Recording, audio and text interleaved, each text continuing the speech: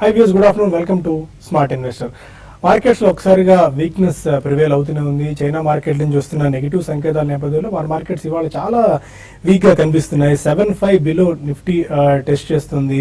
7.3 levels కి వెళ్ళినా కూడా ఆశ్చర్యపోవాల్సిన పని లేదని చెప్పి మార్కెట్స్ లో ఒక టాక్ కూడా వినిపిస్తుంది. ఒక రకమైన పానిక్ వాతావరణం అనలేం కానీ బట్ వీక్నెస్ స్టిల్ ప్రివేల్ అవుతూనే ఉంది.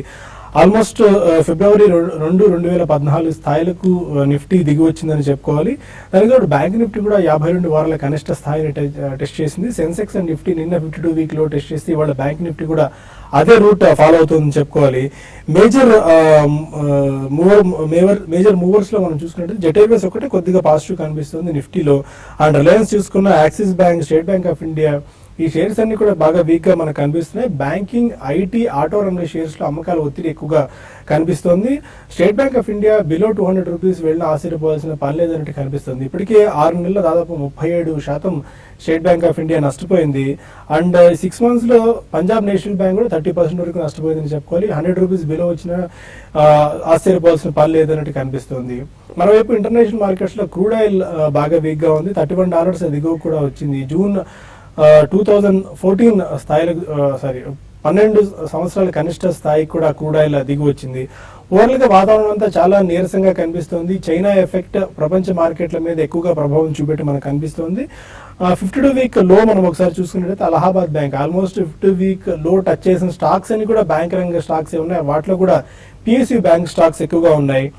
AE engineering, Alstom, Allahabad bank, Axis bank, bank of India, Canara bank, doctor Reddy's, federal bank, Flexituff of international, ICICI bank, IDFC, Indian bank, JK cements, Kirloskar brothers ఈ స్టాక్స్ అన్ని కూడా 52 వీక్ లో ప్రస్తుతం touch అవుతున్నాయి. వాళ్ళకి technicals ఎలా ఉన్నాయి, ఈ టైంలో ఇన్వెస్ట్మెంట్ ట్రేడర్స్ ఎలాంటి జాగ్రత్తలు తీసుకోవాలి, 7.3 బిలో నిఫ్టీ వచ్చే సంకేతాలు ఏ మేరకు ఉన్నాయన్న అంశాలు మనతో మాట్లాడేందుకు టెక్నికల్ అనలిస్ట్ శశి గారు ఉన్నారు. Good afternoon sir. ఒకసారిగా రెడ్ స్క్రీన్స్ ఎక్కడ చూసినా కనిపిస్తుంది. ఇంటర్నేషనల్ మార్కెట్స్ చూసుకున్నా, మన మార్కెట్స్ చూసుకున్నా గ్రీన్ అన్నది మేజర్ స్టాక్స్ ఇండిసెస్ ఎక్కడ కనిపించట్లేదు. 7.3 వచ్చినా ఆశ్చర్యపోవాల్సిన పని లేదన్నట్టు కనిపిస్తుంది. అది ఎంతవరకు సాధ్యమయ్యేటుంది టెక్నికల్ గా? అంటే ఒకటి మార్కెట్స్ అనేది ఏ రోజుకి ఆ రోజు ఈవెంట్స్ బేస్డ్ లాగా మనం చూస్తున్నాము. మరి ముఖ్యంగా లాస్ట్ ఒక 1 వీక్ అని చూస్తే చైనా ఎఫెక్ట్ చూసాము. తర్వాత లాస్ట్ 2 days అంటే లాస్ట్ 2 days చైనా కొంచెం ఫాల్ ఆగిపోయినా కూడా లాస్ట్ 2 days చూస్తే క్రూడ్ ఆయిల్ అనేది చాలా విపరీతమైన డౌన్ ట్రెండ్ చూస్తున్నాము. ఈవెన్ నిన్నటి రోజు కానీ చూస్తే 32 బిలో కూడా ట్రేడ్ అయింది. 32 అనేది చాలా స్ట్రాంగ్ సపోర్ట్ లెవెల్ గా మనం గ్లోబల్ గా మనం అనుకున్నాము. బట్ ఈవెన్ ఆ లెవెల్ కూడా బ్రేక్ అయింది. ఈ రోజు బిలో 32 అంటే 30-50 ఆ లెవెల్లో ట్రేడ్ అవుతుంది. కాబట్టి దానివల్ల ఏంటంటే మార్కెట్స్ అనేది గ్లోబల్ మార్కెట్స్ అనే ఒక సెల్ ఆఫ్ మోడ్ లో ఉన్నాయి. మరి ముఖ్యంగా క్రూడ్ ఆయిల్ ఈ విధంగా అంటే 2002-2003 లోస్ అంటే ఆ టైంలో ఏ విధంగా క్రూడ్ ఆయిల్ ఉందో ఇప్పుడు కూడా అదే విధమైన రేట్లో క్రూడ్ ఆయిల్ ఉంది. దీనివల్ల ఒక 10 నుంచి 12 కంట్రీస్ దాకా అంటే గల్ఫ్ కంట్రీస్, దాంతోపాటు వెనిజువేలా, ఈవెన్ రష్యా లాంటి కంట్రీస్ ఎకానమీ అనేది చాలా స్లో డౌన్ అయిపోయి అంటే ఇక్కడ నుంచి జీడిపి అనేది బాగా తగ్గే అవకాశం ఉంది. దీనివల్ల ఏంటంటే గ్లోబల్ జీడిపి కూడా తగ్గిపోతుంది. దీనివల్ల ఏంటంటే మనం చూస్తున్నాం ఈక్విటీ మార్కెట్లో వన్ సైడ్ సెల్లింగ్ చూస్తున్నాము. మరీ ముఖ్యంగా ఈరోజు మార్నింగ్ మనకి చూసాము ఒక టైంలో ప్లస్లో ఉన్న మార్కెట్స్. తర్వాత క్రూడ్ ఆయిల్ ఏమాత్రం రికవరీ లేదు. దాంతోపాటు డో ఫ్యూచర్స్ కూడా ప్లస్లో ఉన్నాయి మార్నింగ్ టైంలో. అయితే ఇప్పుడు డో ఫ్యూచర్స్ దగ్గర 100 పాయింట్స్ మైనస్లో ఉంది. దానివల్ల బ్యాంకింగ్ స్టాక్స్లో ఈ రోజులు మనం చూసాం పిఎస్యు బ్యాంక్స్ ఎక్కువగా మార్కెట్ బ్యాక్ చేస్తున్నాయని చెప్పొచ్చు. ఈ రోజు కూడా పిఎస్యు బ్యాంక్స్ దాదాపు అన్ని పిఎస్యు బ్యాంక్స్ అన్ని కూడా 52 వీక్ లోకి, దానికన్నా ఈవెన్ మల్టీ ఇయర్ లోకి రావడం చూసాము. లైక్ పిఎన్బి కానీ చూస్తే స్ప్లిట్ అయిన తర్వాత 220 నుంచి ఈ రోజు 100 రూపీస్కి వచ్చింది. అదేవిధంగా ఎస్బీఐ కూడా చాలా వీక్ ఉంది. కాబట్టి నా మార్కెట్లో అంటే నెక్స్ట్ వచ్చే కొద్ది రోజుల్లో మనకి ఈవెంట్స్ ఆల్రెడీ ఈ రోజు నుంచి మనకి రిజల్ట్స్ టీసీఎస్ లాంటి కంపెనీస్ రిజల్ట్ అనౌన్స్ చేస్తాయి. ఒక రిజల్ట్ పరంగా మాత్రం స్ట్రాంగ్ ఉంటే కొంచెం మార్కెట్లో ఒక టెక్నికల్ బౌన్స్ అనేది వస్తుంది. లేదంటే మాత్రం crude oil at least crude oil ఈ లెవెల్ ఆగినా కూడా మళ్ళీ నెక్స్ట్ 1 or 2 days మార్కెట్స్ కొంత రికవరీ రావడానికి అవకాశం ఉంటుంది. As of now current levels 7600 అనేది నిఫ్టీకి చాలా స్ట్రాంగ్ రెసిస్టెన్స్ అని చెప్పొచ్చు అండి. ఇంకా ఫండమెంటల్స్ ఎలా ఉన్నాయి, ఈ టైం ఇన్వెస్టర్స్ ఎలాంటి జాగ్రత్తలు తీసుకోవాలి? స్టేట్ బ్యాంక్ ఆఫ్ ఇండియా లాంటి షేర్ బిలో 200 అండ్ ఇప్పుడే శశి గారు చెప్పినట్టు పంజాబ్ నేషనల్ బ్యాంక్ బిలో 100 వచ్చే ఛాన్సెస్ కనిపిస్తున్నాయి. ఆల్మోస్ట్ బ్యాంకింగ్ రంగ స్టాక్స్ అన్ని కూడా చాలా వీక్ గా ట్రేడ్ అవుతున్న పరిస్థితుల్లో అండ్ ఇవాళ టీసీఎస్ రిజల్ట్స్ కూడా ఉన్నాయి. ఎలా ఉండొచ్చు ఐటీ అండ్ మిగిలిన రంగ షేర్స్ అన్న అంశాలు మనతో మాట్లాడేందుకు బాలా గారు ఉన్నారు టెలిఫోన్ లైన్ లో. Good afternoon sir. Sir, across the board ఏ రంగ షేర్స్ చూసుకున్నా కూడా బాగా వీక్ గా కనిపిస్తున్నాయి. 7.5 బిలో నిఫ్టీ ఇవాళ టెస్ట్ చేయడం మనం చూస్తున్నాము. 7.4, 7.3 వరకు కూడా రావచ్చు అని చెప్పి సంకేతాలు అందుతున్నాయి. అండ్ ఇవాళ టీసీఎస్ రిజల్ట్స్ కూడా స్టార్ట్ కాబోతున్నాయి. రిజల్ట్ సీజన్ కికింగ్ కాబోతుంది. ఎలా ఉండొచ్చు పరిణామాలు? 7.5 బిలో 7.4, 7.3 అనేది పెద్ద కష్టమేం కాదండి. Probably in 1 year it may come down. But overall market లో మాత్రం వీక్నెస్ ఉంది. సో అక్రాస్ ద బోర్డ్ మీరు అన్నట్టు even mid and small caps లో కూడా బాగా సెల్లింగ్ కే గురి అవుతున్నాయి, barring few counters. So overall గా మాత్రం కాషియస్ గా ఉంటేనే better. It's better to stay away from the market అని మనం గతంలోనే చెప్తున్నాం. I think that's the best thing to follow అండి. ఇక టీసీఎస్ రిజల్ట్స్ అండి, ఐటీ ప్యాక్ ఒక డైరెక్షన్ ఇచ్చే అవకాశం మనకు కనిపిస్తుందా? ఈ చెన్నై ఫ్లడ్స్ కానివ్వండి, లేదంటే ఈ డాలర్ రూపీకి సంబంధించిన ప్యారిటీ మనకి ఇంకా కొనసాగుతూనే ఉంది. అంటే వాళ్ళు అందరూ most of the IT majors అందరూ కూడా చెన్నై ఫ్లడ్స్ మూలాన మాకు ఈ క్వార్టర్ ఎఫెక్ట్ ఉంటుందన్నారు. అండ్ ట్రెడిషనల్లీ డిసెంబర్ క్వార్టర్ అనేది వీక్ గానే ఉంటుందండి. Generally all IT companies will not have a strong December quarter. So దానికి తోడు మనకి చెన్నైలో ఫ్లడ్స్ మూలన ఆల్మోస్ట్ ఒక 1 week to 10 days చాలా మందికి బిజినెస్ కూడా దెబ్బతింది. సో ఈ 2 కారణాల మూలన మేజర్ ఐటీ కంపెనీస్ రిజల్ట్స్ ఈ క్వార్టర్ బాగున్నాయి కాబట్టి దట్ కెన్ ఇంటెన్సిఫై సెల్లింగ్ అనే అనుకుంటున్నానండి. కొద్దిగా ఇంకా సెల్లింగ్ ఎక్కువ వచ్చే అవకాశం కనిపిస్తుంది. So even IT based companies కొనాలనుకున్నాను, it's better to stay away. And final గా ఇన్వెస్టర్స్ ఎలాంటి సలహా ఇస్తారు? ఇన్వెస్టర్ మన ఈ Q3 క్వార్టర్స్ రిజల్ట్స్ అన్ని కిక్ ఇన్ అయిన తర్వాత అండ్ డస్ట్ సెటిల్ డౌన్ అయ్యి కామ్ అయిపోయిన తర్వాత మార్కెట్ లో ఒక డైరెక్షన్ వస్తే అప్పుడు ఇన్వెస్ట్ చేసుకోవడం బెటర్ అంటారు. ఎందుకంటే ఇప్పుడే మనం అనుకున్నాం ఐసిఐసిఐ బ్యాంక్ స్టాక్స్ కానీ, ఎస్బీఐ బ్యాంకింగ్ రంగ స్టాక్స్, ఎల్ఎన్టీ లాంటి మేజర్ హెవీ వెయిట్ స్టాక్స్ కూడా 52 వీక్ లోలో బాగా ట్రేడ్ అవుతున్నాయి. కరెక్ట్. మనం నిన్న నుంచి చెప్పుకోవడం జరిగిందండి. ఎల్ఎన్టీ గురించి కూడా మనం ఒకసారి అడిగితే కూడా చెప్పడం జరిగింది. సో ఓవరాల్ గా ఐ థింక్ ఒక కౌంటర్ XYZ కౌంటర్ అని కాదండి. Generally it's better to stay away from the market. ఎందుకంటే ఎవరైనా బల్క్ మనీ కమిట్ చేయదలుచుకుంటే కంప్లీట్ రిజల్ట్ సీజన్ అయిన తర్వాత మార్కెట్ లో స్టెబిలిటీ రావాలండి. స్టెబిలిటీ అట్లీస్ట్ ఒక 3 to 5 days of trading stability ఉంటే అక్కడ ఏదైనా పెద్ద మొత్తం కమిట్ చేస్తే బాగుంటుంది. Except SIP through mutual funds I think rest of the crowd కొద్దిగా దూరంగా ఉంటేనే బెటర్ అని చెప్తున్నాను. సో నెక్స్ట్ మంత్ లో కూడా మనకి ఎర్లీ నెక్స్ట్ మంత్ కూడా మంచి ఆపర్చునిటీస్ వస్తాయి. సంక్రాంతి తర్వాత మనకి complete result season full flow లో వస్తుంది కాబట్టి అన్ని సెక్టర్స్ లో రిజల్ట్స్ ఎలా ఉంటాయి చూసిన తర్వాతనే కమిట్మెంట్ చేయొచ్చండి. సో అప్పటిదాకా మాత్రం ఎవరైనా ఇన్వెస్ట్ చేయాలనుకుంటే కాన్షియస్ గా ఉంటే సైడ్ లైన్స్ లో ఉంటేనే బెటర్ అని చెప్పి. Fine, thank you very much బాలాగారి కోట్. అండ్ కొంతమంది కాలర్స్ లైన్ లో ఉన్నారు. ఫస్ట్ కాలర్ బెంగళూరు నుంచి విజయ్ కుమార్. హలో, అదే Vijay Kumar. Good afternoon sir. Sir నేను డిఎల్ఎఫ్ ఓకే 118 లో కొన్నాను సార్, 1000 క్వాంటిటీ. సో ఇప్పుడు హోల్డ్ చేయమంటారా, దాన్ని ఏమైనా సేల్ చేయమంటారా సార్? నేను 3 months పర్స్పెక్టివ్ కొన్నాను సార్. ఓకే అండి, డిఎల్ఎఫ్ విషయానికి వస్తే హై బీటా స్టాక్ అని చెప్పొచ్చు మనకి. అయితే రీసెంట్ గా చూస్తే 120 ఆ లెవెల్కి వచ్చి మళ్ళీ స్టాక్ రివర్స్ కావడం చూస్తున్నాం. అట్ ద సేమ్ టైం మనకి 100 రూపీస్ ఆ లెవెల్లో కూడా చాలా స్ట్రాంగ్ సపోర్ట్ ఉంది. అయితే కొంచెం రియాలిటీ స్టాక్స్ ఈ మధ్య కాలంలో మనం చూసాం, బొంబాయిలో బిగ్ డీల్స్ కావడం చూసాము.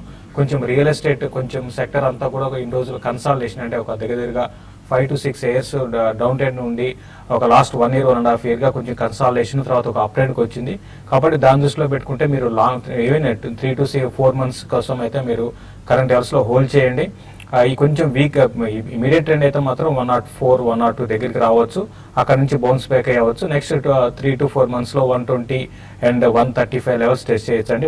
క్లోజర్ గా 140 ఆ లెవెల్కి వచ్చినప్పుడు నెక్స్ట్ 3 to 4 months ప్రాస్పెక్టివ్ లో ఈ స్టాక్ నుంచి ఎగ్జిట్ కమని చెప్తాను. హైదరాబాద్ నుంచి శివ మరో కాలర్. శివ నమస్కారం, చెప్పండి సార్. 2 స్టాక్ల గురించి తెలుసుకుందామని చేశానండి. చెప్పండి సార్. నమస్తే. నమస్కారం శివ, చెప్పండి. 2 స్టాక్ల గురించి తెలుసుకుందామని చేశానండి. చెప్పండి. ఒకటి, ఇప్పుడున్న పరిస్థితుల్లో Bharat 4G long term investment correct step అయినా ఓకే ఒకటి. రెండోది, యూనికమ్ లో ఇప్పుడు ఉన్నటువంటి దీంతో యూనికమ్ ల్యాబొరేటరీస్ ఇన్వెస్ట్మెంట్ చేయొచ్చా? ఓకే, భారత్ 4G అండి యూనికమ్. అంటే యూనికేమ్ ల్యాబ్ విషయానికి వస్తే మీరు డెఫినెట్ గా మీరు కరెంట్ లెవెల్స్ లో యూనికేమ్ ల్యాబ్స్ ని ఇన్వెస్ట్ చేయొచ్చండి. ఉన్న ఫార్మా కంపెనీస్లో రీసెంట్గా చూస్తే లాస్ట్ క్వార్టర్లో కొంచెం ఇంప్రూవ్మెంట్ కనపడింది. దానికి ముందంతా కూడా కొంత రిజల్ట్ పరంగా స్ట్రాంగ్గా రిజల్ట్ ఇవ్వలేదు. దానివల్ల ఈ స్టాక్లో కరెక్షన్ చూసాము. ఈవెన్ లాస్ట్ క్వార్టర్కి ఈ క్వార్టర్ కానీ చూస్తే హై నుంచి 320, 340 లెవెల్స్ నుంచి కూడా స్టాక్ కరెక్ట్ అయ్యి మంచి వాల్యుయేషన్లో అట్రాక్టివ్గా ఉందన్నమాట యూనికేమ్. ప్లస్ మంచి స్ట్రాంగ్ బ్రాండ్ వాల్యూ ఉందండి యూనికేమ్ ల్యాబొరేటరీస్కి. దాని దృష్టిలో పెట్టుకుంటే మీరు లాంగ్ టర్మ్కి డెఫినెట్గా మీరు యూనికేమ్ని మీరు బై చేసుకోవచ్చు. ఈవెన్ కరెంట్ లెవెల్స్లో మీరు బయింగ్ స్టార్ట్ చేయండి.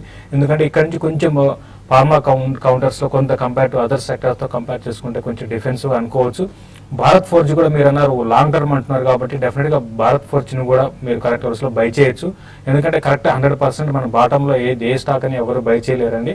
కాబట్టి మార్కెట్ ఈ విధంగా ప్యానిక్ సిచ్యువేషన్ ఉన్నప్పుడే మార్కెట్లో ఒక అందరూ సెల్ అంటున్నప్పుడే మీరు లాంగ్ టర్మ్ ఇన్వెస్టర్స్ మాత్రం బై చేసుకోమని చెప్తాను. అయితే మీ 1-2 బయింగ్ ప్రైస్ పాయింట్ పెట్టుకోండి.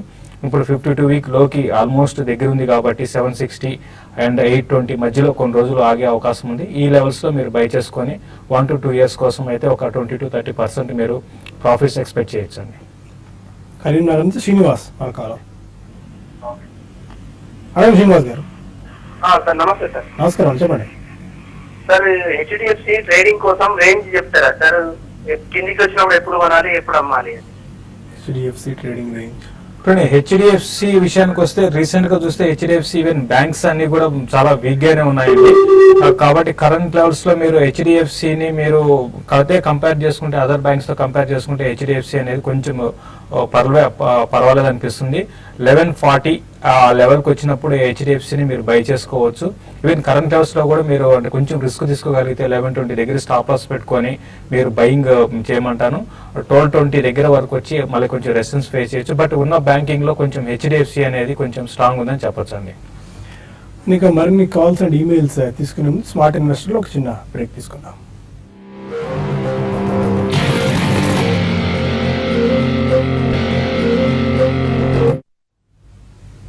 Welcome back to smart investor. మన కాలర్ హైదరాబాద్ నుంచి రాజు ఉన్నారు. అడగండి రాజు. Sir good afternoon. నమస్కారం, చెప్పండి. సార్ నేను మ్యూచువల్ ఫండ్ చేద్దాం అనుకుంటున్నాను సార్. ఓకే. మ్యూచువల్ ఎస్ఐపి చేస్తున్నాను already. SBI blue chip 200 per month. ఇంకోటి డిఎస్సి బ్లాక్ ర్యాక్ ఒకటి. ఓకే. దాని తర్వాత Franklin India high growth corporate fund sir. Okay. Sir నా దగ్గర ఇంకోటి ఉంది హెచ్డిఎఫ్సి టాప్ 200. అది ఉంచారా తీసేయారా తెలియదు. ఇప్పుడు మీరు చెప్పిన స్టాక్, మీరు చెప్పిన మ్యూచువల్ ఫండ్స్ లో ఎస్బీఐ బ్లూ చిప్ బాగానే పర్ఫామ్ చేస్తుంది. DSP BlackRock fund name exact గా మెన్షన్ చేయలేదు, అది బాగానే పర్ఫామ్ చేస్తుంది. హెచ్డిఎఫ్సి టాప్ 200 ఒక్కటే పర్ఫామ్ చేయట్లేదండి. కన్సిస్టెన్సీగా ఆల్మోస్ట్ 1.5-2 years అయింది పర్ఫార్మెన్స్. మిగిలిన ఇండెక్స్ తో పోల్చుకున్నా లేకుంటే మిగిలిన మ్యూచువల్ ఫండ్స్ తో చూసుకున్నా కూడా చాలా లోయెస్ట్ పర్ఫార్మర్ గా కనిపిస్తుంది. బెటర్ మీరు స్విచ్ ఓవర్ అయిపోతే మంచిది. హెచ్డిఎఫ్సి బ్లూ చిప్ లాంటి వాటికి షిఫ్ట్ ఓవర్ అయినా మంచిది. లేకుంటే హెచ్డిఎఫ్సి ఆపర్చునిటీస్ ఫండ్ కూడా ఉంది, దానికి స్విచ్ ఓవర్ అయితే మంచిదండి. మరొకరున్నారు రామకృష్ణ కాకినాడ నుంచి. హలో రామకృష్ణ గారు.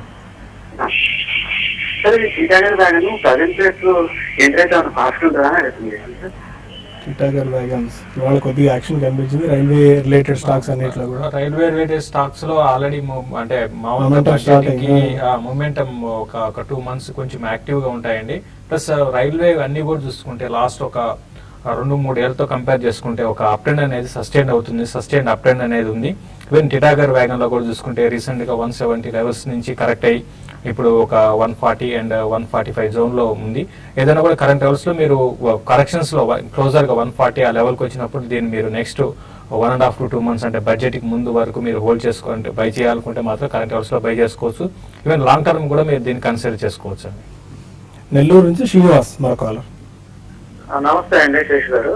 నమస్తే, చెప్పండి. నా దగ్గర ఓంకార్ స్పెషల్ 200లోను, జేబీ కెమికల్స్ 278 లో లాంగ్ టర్మ్ కానీ బై చేశాను. అది ఇక్కడ ఏమైనా ప్రాఫిట్ బుక్ చేసుకొని లోయర్ లో ఎంటర్ కావాలన్నా లేకపోతే కంటిన్యూ చేస్తా పొజిషన్? చూడండి, ఓంకార్ అయితే డెఫినెట్ గా అది చాలా స్ట్రాంగ్ ఫండమెంటల్స్ ఉన్న కంపెనీ అని చెప్పొచ్చు అండి. ఓంకార్ స్పెషాలిటీ రీసెంట్ గా చూస్తే ఇది ఈవెన్ మనం చూస్తే మార్కెట్ లో ఇంత కరెక్షన్ వస్తున్నా కూడా ఒక లెవెల్ నుంచి బ్రేక్ కావట్లేదు. కాబట్టి అంటే మీరు ఇక్కడ ఎగ్జిట్ అయ్యి మళ్ళీ లో లెవెల్ లో ఎంటర్ కావడం అనేది 100% కరెక్ట్ గా ఈ లెవెల్ మళ్ళీ ఎంటర్ కాగలుగుతాము, ఇక్కడ పడదు అని కూడా చెప్పలేము. కానీ మీరు ట్రేడింగ్ స్కిల్స్ ఉంటే మాత్రం మీరు ఆ పని చేయండి. లేదంటే మాత్రం మీరు హోల్డ్ చేయండి. ఓంకార్ స్పెషాలిటీ కరెంట్ అవర్స్ నుంచి మీకు అట్లీస్ట్ ఇరాన్ చూసుకుంటే నెక్స్ట్ ఒక 2-3 ఏళ్ళకి even 30 to 40% even multi bagger అయ్యే అవకాశాలు ఉన్న స్టాక్ గా చెప్పొచ్చు. ఈవెన్ జేబీ కెమికల్స్ కూడా క్లోజర్ గా 320 ఆ లెవెల్స్కి వచ్చినప్పుడు నెక్స్ట్ ఒక 2 to 3 months లో జేబీ కెమికల్స్ లో మాత్రం మీరు ప్రాఫిట్ బుక్ చేసుకోమని చెప్తాను. ఓంకార్ మాత్రం లాంగ్ టర్మ్ కి ఈవెన్ షార్ట్ టర్మ్ కూడా హోల్డ్ చేయొచ్చు. ఓకే, ఇంతకుముందు కాల్లో కూడా అడిగారు రాజు హైదరాబాద్ మ్యూచువల్ ఫండ్ గురించి. హెచ్డిఎఫ్సి టాప్ 200 లో కంటిన్యూ చేస్తున్నా అన్నారు కదా మీరు. హెచ్డిఎఫ్సి టాప్ 200 బెటర్ గా పర్ఫామ్ చేయలేదు ఇంతకుముందు నేను చెప్పాను. హెచ్డిఎఫ్సి ఈక్విటీ ఫండ్ బాగానే పర్ఫామ్ చేస్తుంది when compared with top 200, and HDFC mid cap opportunities fund కూడా బాగానే పర్ఫామ్ చేస్తుంది. మీరు షిఫ్ట్ అయితే మంచిది. మిగిలిన ఫండ్స్ మీరు చెప్పారు అవన్నీ కూడా బాగానే పర్ఫామ్ చేస్తున్నాయి. కొత్తగూడెం నుంచి ప్రభు ప్రసాద్ మరో కాలర్. హలో అడగండి ప్రభు ప్రసాద్ గారు. మెజెస్కో ఇండియా ఈ రేంజ్ లో కొనుక్కోవచ్చండి లాంగ్ టర్మ్? మెజెస్కో ఇండియా మెజెస్కో ఇండియా అయితే మీరు కొంచెం వెయిట్ చేయమని చెప్తానండి. మెజెస్కో ఇండియా కరెంట్ అవర్స్ లో మీరు కొంచెం కరెక్షన్ స్టాక్ లో రావడానికి అవకాశం ఉంది. కరెక్షన్స్ లో మీరు ఆల్రెడీ మనం చూస్తున్నాం మీ స్టాక్ కొంత వీక్నెస్ అనేది లాస్ట్ ఒక 1 week గా కనపరుస్తుంది. ఇంకా ఈ వీక్నెస్ వచ్చి అరౌండ్ 720 ఆ లెవెల్స్ కి వచ్చినప్పుడు మెజెస్కో మీరు లాంగ్ టర్మ్ కోసము బై చేసుకోవచ్చు అండి. అండ్ కొన్ని ఈమెయిల్స్కి సమాధానం తెలుసుకునే ప్రయత్నం చేద్దాము. కమల్ అడుగుతున్నారు TVS electronics and KCP. TVS electronics 136 and KCP 88లో బై చేశారు. టీవీఎస్ ఎలక్ట్రానిక్స్ మాత్రం మీరు లాంగ్ టర్మ్ కోసం డెఫినెట్ గా మీరు హోల్డ్ చేసుకోవచ్చు. బట్ కేసీపీ మాత్రం మీరు ర్యాలీస్ లో ఎగ్జిట్ కాండి. ఇప్పుడు ఇమీడియట్ ట్రెండ్ అయితే మాత్రం ఈ లెవెల్ ఈ ఫాల్ అనేది కేసీపీలో ఆగడానికి అవకాశం ఉంది. బట్ ఇన్వెస్ట్మెంట్ కన్నా మీరు షార్ట్ టర్మ్ కోసం అయితే మాత్రం క్లోజర్ గా 82-84 ఆ లెవెల్స్ కి వచ్చినప్పుడు మీరు దీంట్లో నుంచి ఎగ్జిట్ కమ్మని చెప్తారండి. అండ్ సిఐఈ విశాఖ వేదిక జరుగుతున్న సమిట్ లో కొన్ని మేజర్ డీల్స్ మనకు జరుగుతున్నాయి. ఇవాళ ఆఖరి డే. 2 రోజులు చూసాం, దాదాపు 4 లక్షల కోట్ల రూపాయల విలువైన పెట్టుబడి ప్రతిపాదనలు వచ్చాయి. ఇప్పుడు ఒక మేజర్ అనౌన్స్మెంట్ కూడా వస్తుంది. కన్వెన్షన్ సెంటర్ 100 కోట్ల రూపాయలతో ఏపీలో ఏర్పాటు చేయబోతున్నట్టు కోనేరు మురళి వెల్లడించారు. దానికి సంబంధించిన డీటెయిల్స్ ను మా బిజినెస్ సెక్టర్ వసంత్ అందిస్తారు. సమిట్ సందర్భంగా ఒక టూరిజం సంబంధించిన ఎంఓయూలు ఇవాళ భారీగా కుదిరే ఒప్పందాలు. ఇందులో భాగంగా ఫార్చ్యూన్ మురళి అధినేత మురళీకృష్ణ గారు మనతో ఉన్నారు. ఆయన రాష్ట్రంలోనే అతిపెద్ద కన్వెన్షన్ సెంటర్ కి సంబంధించిన ఎంఓయూని ఇవాళ కుదుర్చుకోవడం జరిగింది. సో మురళి గారు, కంగ్రాచులేషన్స్. రాష్ట్రంలోనే అతిపెద్ద కన్వెన్షన్ సెంటర్ మీ గ్రూప్ నుంచి రాబోతుంది. సో ఎక్కడ రాబోతుంది ఈ ప్రాజెక్ట్, అలాగే ప్రాజెక్ట్ డీటెయిల్స్ చెప్పండి. ఎంత ఎస్ఎఫ్టీ లో దీన్ని నిర్మించబోతున్నారు? మనం క్యాపిటల్ అయిన తర్వాత కొత్త స్టేట్లు ఏమవుతుందంటే ఇవాళ మీటింగ్స్, కన్వెన్షన్స్, ఇట్లా పార్ట్నర్షిప్ సమ్మిట్స్ జరగాలంటే సరైన ఫెసిలిటీస్ లేకపోవడం కొంచెం ఇబ్బందికరమైన పరిస్థితి ఏర్పడింది. ఎందుకంటే ఇదివరకు ఎప్పుడు విజయవాడ మనం ఇటువంటి సమ్మిట్లు జరుగుతుంది అనుకోలేదు. మరి వాళ్ళు మీరు వైజాగ్ చూస్తే ఏమవుతాయి, వాళ్ళు వండర్ఫుల్ ఇన్ఫ్రాస్ట్రక్చర్ ఉండబట్టి వాళ్ళు ఇంటర్నేషనల్ గా కానీ నేషనల్ గా కానీ విత్ స్టేషన్స్ కూడా మనం రావడం, ఈ సమ్మిట్ సక్సెస్ అవడం జరుగుతుంది. దీని ఇన్స్పిరేషన్ చూసుకుని విజయవాడ కూడా మనం బిట్వీన్ ఎయిర్పోర్ట్ టు సిటీ ఒక ఆల్మోస్ట్ ప్రెసెంట్ స్టేట్ లో 55,000 square feet, around 4,500 people accommodation, ఒక biggest convention centre with hotel కూడా మనం ప్లాన్ చేస్తున్నాం. దాని అల్ట్రా మోడర్న్ కాన్ఫరెన్స్ ఫెసిలిటీస్ కానీ అట్ ది సేమ్ టైం మరి అకామిడేషన్ కూడా ఏమవుతుంది. మరి ఇవాళ కన్వెన్షన్ సెంటర్ వచ్చినప్పుడు ఏమవుతుంది, convention centre nearby hotel కూడా లేకపోతుంది. సిటీ నుంచి కన్వెన్షన్ సెంటర్కి వెళ్ళడానికి కొంచెం ఇబ్బంది పరిస్థితి ఇక్కడే చూస్తాం. ఇక్కడ కన్వెన్షన్ సెంటర్ జరుగుతుంది కానీ ఈ ట్రాన్స్పోర్ట్ ఇస్ బిగ్ ప్రాబ్లం. అందుకే మేము ప్లాన్ చేసాం కన్వెన్షన్ సెంటర్ లోనే ఒక హోటల్ కూడా, ఒక 5-star హోటల్ వస్తుంది, 4-star హోటల్ ప్లాన్ చేస్తున్నాం. యాక్చువల్ దానివల్ల ఏమవుతుందంటే ఈ కన్వెన్షన్ వచ్చినట్టు మళ్ళీ సిటీ నుంచి వెళ్లకుండా అక్కడే వాళ్ళు స్టే చేసి కన్వెన్షన్ పూర్తి నుంచి ఎయిర్పోర్ట్ కి సిటీకి మధ్య దగ్గరలో ప్లాన్ చేయడం జరుగుతుంది. దానివల్ల ఏమవుతుందంటే ఎయిర్పోర్ట్ స్ట్రైట్ గా without entering the city they can directly reach the convention centre and they can stay in the same hotel and they can finish the work and they can leave the hotel. Actually that the main eight. దీనివల్ల ఏమవుతుందంటే మనకి Vijayawada going to biggest trade centre అవుతుంది. కాబట్టి future లో రేపు national గా international గా మన ఈవెంట్స్ జరగాల్సి వచ్చినప్పుడు ఏమవుతుందంటే విజయవాడకి రేపు చాలా అడ్వాంటేజ్ అవుతుందని, దానిలో ట్రేడ్ కూడా బూస్ట్ అవుతుందని నా ఉద్దేశం. అంటే మనం హెచ్ఐసిసి కేసులో చూసాం హైదరాబాద్ లో కన్వెన్షన్స్ కి పూర్తి స్థాయిలో వినియోగించుకోలేకపోవడం వల్ల అక్కడ ఎక్కువగా పెళ్లిళ్ళు జరుగుతున్నాయి. సో ఇక్కడ విజయవాడ కన్వెన్షన్ సెంటర్ కూడా అదే పరిస్థితి వస్తుంది అనుకుంటున్నారు, లేదా ట్రేడ్ సంబంధించిన సమావేశాలు ఎక్కువ జరుగుతాయి? అంటే హైదరాబాద్ వచ్చేసరికి ఏమవుతుంది, హైదరాబాద్ దగ్గర సో మెనీ ప్లేసెస్ యాక్చువల్ ఒక హెచ్ఏసీ కాకుండా ఆప్షన్స్ విపరీతంగా ఉన్నాయి. యాక్చువల్ గా అది హైటెక్స్ ఉంది. మీకు హైటెక్స్ లో దాదాపు మీకు 10 lakhs square feet space Hitex exhibition 1, 2, 3, 7 lakhs.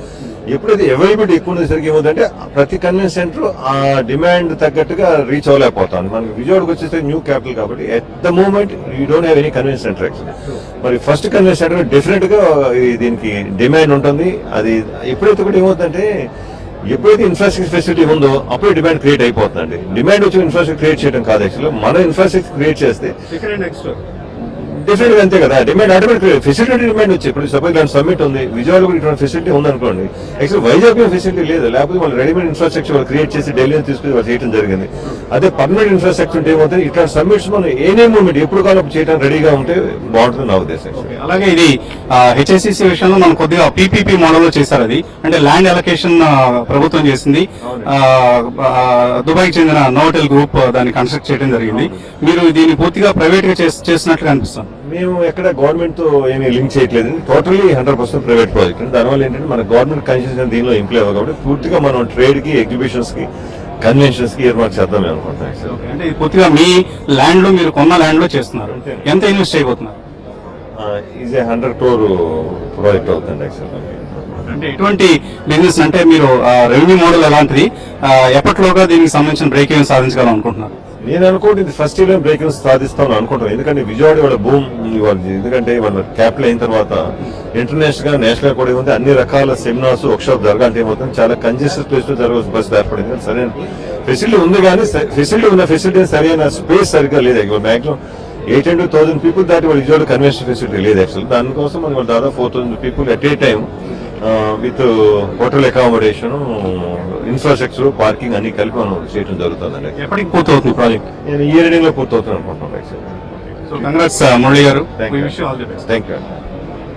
రాష్ట్రంలోనే, ఆంధ్రప్రదేశ్ రాష్ట్రంలోనే అతిపెద్ద కన్వెన్షన్ సెంటర్, అలాగే ఒక 4-star హోటల్ ను విజయవాడ ఎయిర్పోర్ట్ కంటే గన్నవరం ఎయిర్పోర్ట్ కి, అలాగే విజయవాడ నగరానికి మధ్యలో మురళి గారు నిర్మించే ప్రయత్నం చేస్తున్నారు. సో ఇది కనుక సాధ్యమైతే, అంటే ఇది పూర్తిగా పూర్తయితే ఈ ప్రాజెక్ట్ విజయవాడకి ఒక ఉత్తమ వరల్డ్ క్లాస్ కన్వెన్షన్ సెంటర్ వస్తుంది. Vote studio. పైన ఏపీకి ఉన్న లోటు కన్వెన్షన్ సెంటర్ అది విజయవాడతో తీరబోతోంది. 100 కోట్ల రూపాయల అతిపెద్ద కన్వెన్షన్ సెంటర్. ఇక కొన్ని మెయిల్స్ తీసుకున్న ప్రయత్నం చేద్దాం. ఇంతకుముందు చెప్పారు టిటాగర్ వ్యాగన్స్ గురించి కూడా ఒక కాల్ అడిగారు. టిటాగర్ వ్యాగన్స్ లాంగ్ టర్మ్ గురించి ఇన్వెస్ట్మెంట్ చేసుకోవచ్చా రవి అడుగుతున్నారు. డెఫినెట్ గా చేసుకోవచ్చు అండి, ఇంతకుముందే చెప్పడం జరిగింది. ఈవెన్ ఫండమెంటల్స్ కూడా ఆల్మోస్ట్ అన్ని రైల్వే రిలేటెడ్ స్టాక్స్ కి బాగా మనం చూసాం ఇంప్రూవ్ అయ్యాయి. ప్లస్ ఆర్డర్ బుక్ కూడా వీటికి అంటే లాస్ట్ ఒక 2-3 ఏళ్ళుగా చూస్తే దాంతో కంపేర్ చేసుకుంటే లాస్ట్ 1 year లో బాగా ఇంప్రూవ్ అయింది. కాబట్టి దాని దృష్టిలో పెట్టుకుంటే మీరు ఫండమెంటల్స్ పరంగా కూడా చాలా స్ట్రాంగ్ ఉన్నాయని చెప్పొచ్చు. మీరు 1-2 బయింగ్ ప్రైస్ పాయింట్ మీరు బై చేసుకోవచ్చు. సుభాష్ వరంగల్ నుంచి అడుగుతున్నారు, ఎలాంటి లాంగ్ టర్మ్ నుంచి బై చేసుకోవచ్చా? 52 వీక్ లోలో ట్రేడ్ అవుతుంది కదా. ఇమీడియట్ గా అయితే ఎల్ఎన్టీ 1160 దగ్గర బాటమ్ అవుట్ అయిందని అనుకోవచ్చు అండి. మీరు లాంగ్ టర్మ్ కోసం మీరు బై చేయొచ్చు. అయితే ఇంతకు ముందు లాగా ఎల్ఎన్టీ రిజల్ట్ పరంగా అంటే లాస్ట్ క్వార్టర్ రిజల్ట్ బాగాలేదు, దానివల్ల మనం చూసి ఆల్ ది వే 1600 నుంచి 1160 దాకా వచ్చింది. సార్ రిజల్ట్ కానీ బాగుంటే మళ్ళీ 1400 దాకా రావచ్చు. మీరు ఇటువంటి టైంలో మీరు బై చేస్తేనే లాంగ్ టర్మ్ ఇన్వెస్ట్మెంట్ కి మంచి రిటర్న్ రావచ్చు. కాబట్టి మీరు ధైర్యంగా బై చేయండి. ఫైన్ మార్కెట్స్ లో స్టిల్ వీక్నెస్ ప్రివేల్ అవుతూనే ఉంది. నిఫ్టీ 57 పాయింట్స్ డౌన్ తో 7507 దగ్గర ట్రేడ్ అవుతుంది. సెన్సెక్స్ 165 పాయింట్స్ డౌన్ తో 24,660 దగ్గర ట్రేడ్ అవుతుంది. బాగా వీక్నెస్ మార్కెట్స్ లో మనం చూస్తున్నాను. ఫైన్ ఎండింగ్ వరకు ఎలా ప్రివేల్ అవుతుందో చూడాలి. And final any take we are running out of time. ఒకటే ఫైనల్ గా అంటే మార్కెట్స్ ఈ రోజు లో అనేది చాలా స్ట్రాంగ్ సపోర్ట్ అని అనిపిస్తుంది నాకు. ఇక్కడ నుంచి మార్కెట్స్ రికవర్ కావచ్చండి. రిస్క్ తీసుకునే వాళ్ళు నిఫ్టీ 7600 కాల్ ని బై చేయమని చెప్తాను. అదేవిధంగా ఇండెక్స్ బేస్డ్ దాంట్లో రిలయన్స్ ఒకటి కూడా చాలా స్ట్రాంగ్ ఉంది, దాన్ని కూడా పొజిషన్ ట్రేడర్స్ బై చేసుకోవచ్చు. ఈవెన్ ఐటీ కంపెనీస్ లో టీసీఎస్ కూడా అంటే రిస్క్ తీసుకునే వాళ్ళు టీసీఎస్ కాల్స్ ని కూడా బై చేయండి. మార్కెట్ నా ఉద్దేశం ప్రకారం ఈ లెవెల్లో నెక్స్ట్ 1 or 2 days లో ఒక bounce back, technical bounce back రావడానికి అవకాశం ఉంది. Fine, thank you very much. ఇది వాళ్ళ స్మార్ట్ ఇన్వెస్టర్. ఇప్పుడు బిజినెస్ బ్రేక్ఫాస్ట్ మళ్ళీ కలుద్దాం. Stay with us.